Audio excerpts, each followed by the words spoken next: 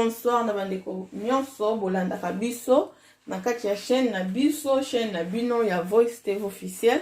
Topesi bino mbote na kombo na Yesu. J'espère que bino nyonso boza bien na kati na bandako na bandeko nyonso ya sika. Soyez les bienvenus. Kobo santé ko s'abonner, kobo santé ko cliquer cloche de notification pour yango nde bando permettre yo ozwaka belema nyonso ya sika tango ezokota. Alors bandeko lelo toye na recette na biso ya pointe noire na mbiso okauka bacha mwamba. Alors tokolakisa pointe noire na biso. Pointe noire eza boye otrouve yango na ba supermarché ezalaka boye. Tolakisa ezalaka boye soko moni oyo yango nde pointe noire. Ngai na sombi ya ngai na Lidl. Na Lidl eza partout en Europe. Na sombi yanga na Lidl. Je crois que na Aldi ezali et puis na ba supermarché mosusu. Donc ezalaka boye. Tokongola chasser na biso pour na tomona yango très bien. Donc soko kutani na oyo yango nde pointe noire. Alors pour na ko réaliser recette na biso ya lelo, na ozana besoin ya matungulu, ail, poivron, ndembi, na la cube ya ba légumes. Yango yo kiba ba légumes, na ozana besoin ya tomate, na ozana besoin ya mwamba na ngai, na ozana besoin ya ail, na ozana besoin ya mbiso okauka, na osalela mboto, na osalela jimbo ya chicken stock. Boko osalela pe all purpose, ezo dépendre na yo, et puis na ozana besoin ya huile na ngai. Alors na kobanda nanu kolongola mitu ya pointe noire na ngai.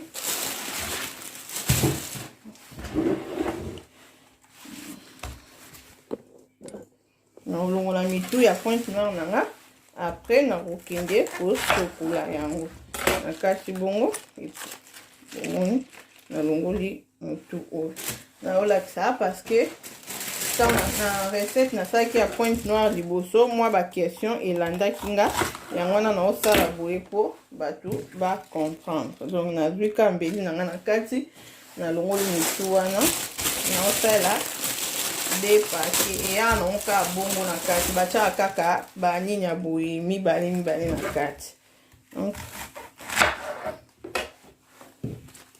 c'est bon.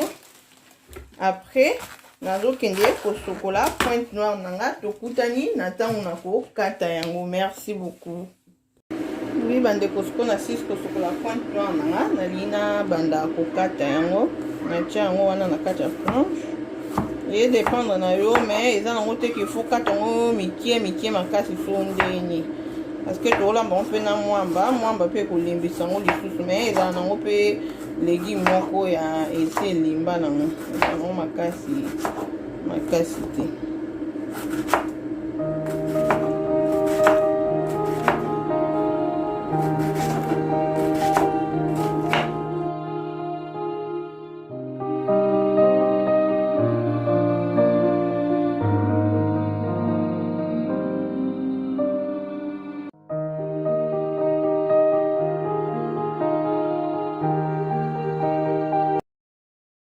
Oui, bandeko wana tosisi ko préparer ba ingrédients na biso. Tosisi pe ko kata pointe noire na biso nde bomone to banda ko kata.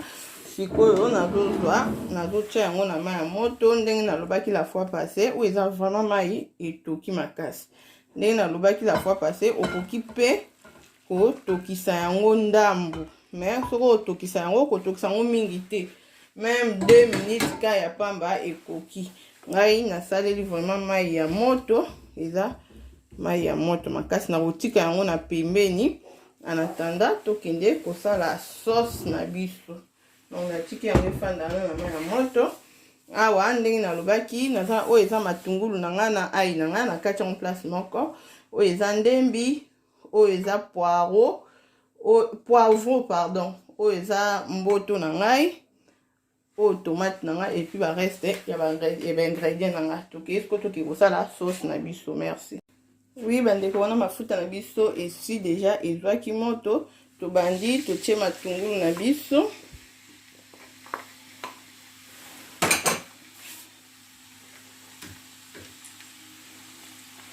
Totie matungulu na biso wana pointe noire na biso eza toujours efandi toujours na mai ya moto.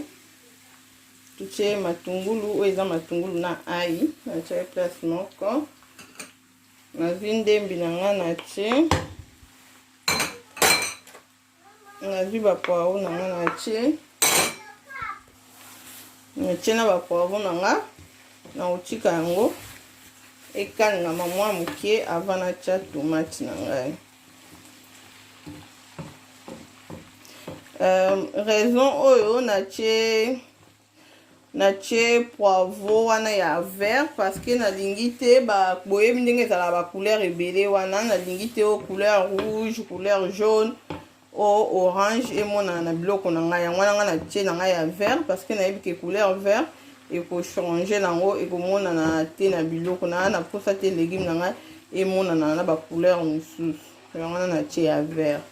Donc soki yo sepeli olingo tia yango mais osepeli kosalela couleur okoki eza nango problème te mais nga nalingi te emonana na biloko na ngai.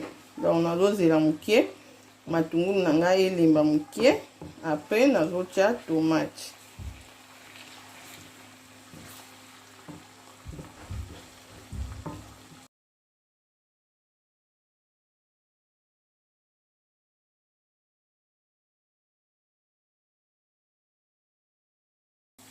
Sikoyo nalingi natia tomate na ngai bandeko naloba toujours comme rappel.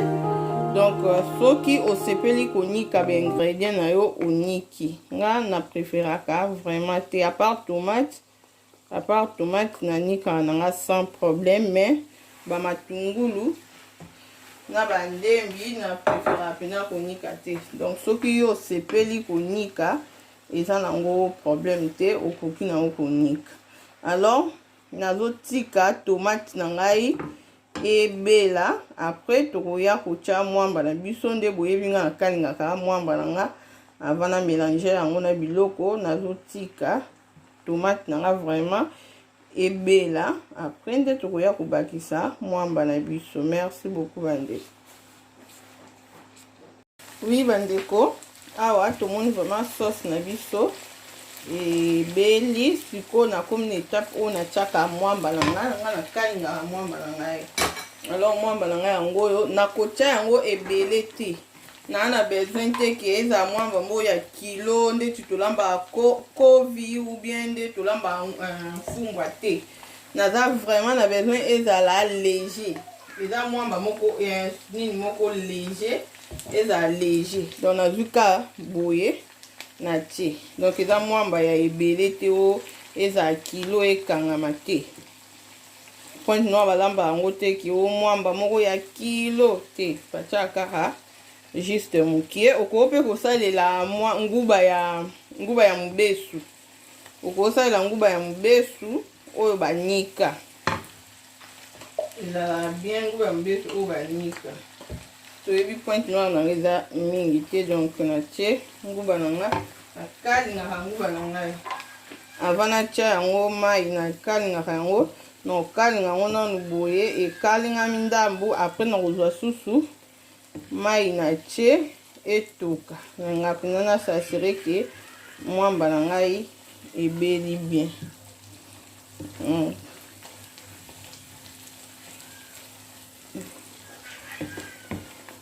Alors natiki mwamba na ngai ekalingama ata 5 minutes après nakoya kobakisa mai. Alors nazaka bandeko parce que soki otie mwamba boye ezokalingama il faut ozala toujours wana pona obalolaka yango sino te ekozika. Donc naza awa na obalola yango pendant 5 minutes après nakotia mai na nga po etoka ebela avant naketia yango na kati ya ndunda na ngai. Merci. Oui bandeko mwamba na biso tosanisaki na sauce na biso yango oyo vraiment bomoni yango ndenge ekomi ekalingami nga nakalingaka na mwamba na nga apa kaso naotia na fumbwa uswati na nkovi natia mbala moko mais so naosala na balégume misusu nakalingaka ou bien na baviande nakalingaka siko nazotia mai na nga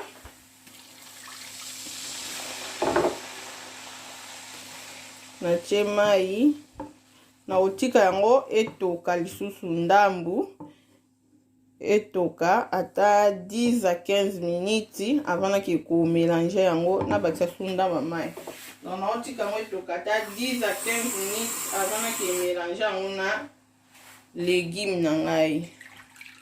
Alors wana totiki mwamba na biso etoka tokutani tant tokende ko mélanger yango na kati ya ndunda na biso. Merci. Bandeko bomoni sauce na biso tochaki na moto ndenge etoki bomona nde tobakisaki mai na biso vraiment etoki mwamba na biso komi pena presque kobela po bomoni fulufulu nyonso ebungi. Bomoni mwamba na biso esali kokangama. Siko nazozwa yango natia na kati ya légume nanga me na bakisa su mai po etoka ensemble. Wana eza légume na biso, pointe noire na biso. Nazwi sauce nanga natie nazobakisa siko mai. Nazwi mai nanga natie parce que il faut etoka. Natie mai. Na otombola caméra bomona mesure ya mai. Sauce nanga voilà. Natie boye sikoyo nabai na osala cube nanga oyo ya ba légumes. Osala ya ba légumes na osala ngo mobimba te na otya ndambu parce que nalinga te biloko nanga eleka munga na kaboli boye natiki ndambu natie ndambu etikali soki ekoki te nde na oya kobakisa. Natie bongo nazwi oyo eza jimbo nanga ya chicken stock ndenge nalobaka okosalela jimbo nyonso okosalela bouillon nyonso oyo eza nango. Wana natiaki ndambu ya kibe nanga nazwi lutu moko boye eza kutu ya kotonda te ya natie etikali sikoyo mboto na biso me nakotia yango nsima natiki nanu biloko nanga etoka après nakozonga mpona koya kotia mbisi na ngai. Merci bandeko. Oui bandeko wana totikaki ndunda na biso légume na biso ya moto etoka toyesi po kotala yango po tokomi prêt ya kotia mbisi na biso ya kokauka. Alors bomoni légume na biso yango oyo pointe noire yango oyo tokomi sikoyo prêt ya kotia mbisi na biso oyo eza njombo nanga. Bomoni na kati yango mpena ba morceau ya minene nazwi njombo nanga nabwaki na kati. Tokofinika lisusu nzungu na biso pardon eza mboto pardon eza nzombo te eza mboto mbisi na biso ya mboto. Tokofinika lisusu nzungu na biso etoka ndambu après nde tokokutana na présentation. Merci. Tokoya kobalola ngo tokomeka mungwa soki ekoki te tobakisi soki ebaki ekoki totiki bongo. Merci bandeko. Oui bandeko wana tozongi toya ko vérifier nzungu na biso totika na moto. Wow botala ngo wana banda totiaki biloko na biso na moto nanu tobaloli yango te sikoyo toye mpona kobalola ngo esangana na mbisi. Wow pointe noire eleka mabaku. Donc pointe noire na biso na mwamba yango bomoni mpena mwamba eza me eza léger eza te ke oyo ekangami makasi to ndeni te eza na mwamba me eza léger. Alors mone pointe noire eleka mabaku. Donc nameka mungwa nanga après natala soki il faut nabakisa bien te mungwa nanga eza c'est bon. Donc naotika yango lisusu ata 2 à 5 minutes après nakanga moto nanga tokutani na présentation. Merci. Oui bandeko recette na biso ya pointe noire batia mwamba na mboto yango oyo vraiment bomoni yango eza facile ya kosala. Alors nde toloba toujours bandeko ba mama bomeka ba yaya baleki bomeka na ndako vraiment bozala décidé nde toloba toujours soko sepeli na recette na biso kozanga te ko aimer partager ko commenter très important. Alors bandeko bozanga te ko s'abonner na kati ya chaîne na biso, chaîne na bino Voice TV officiel. Merci beaucoup na bandeko nyonso déjà oyo bazo tala ba émission na biso. Merci lisusu pe na bandeko nyonso o bazo ko soutenir biso pona chaîne na biso ekende liboso. Wana totiki bino tokutani na mbala ya sima. Bye.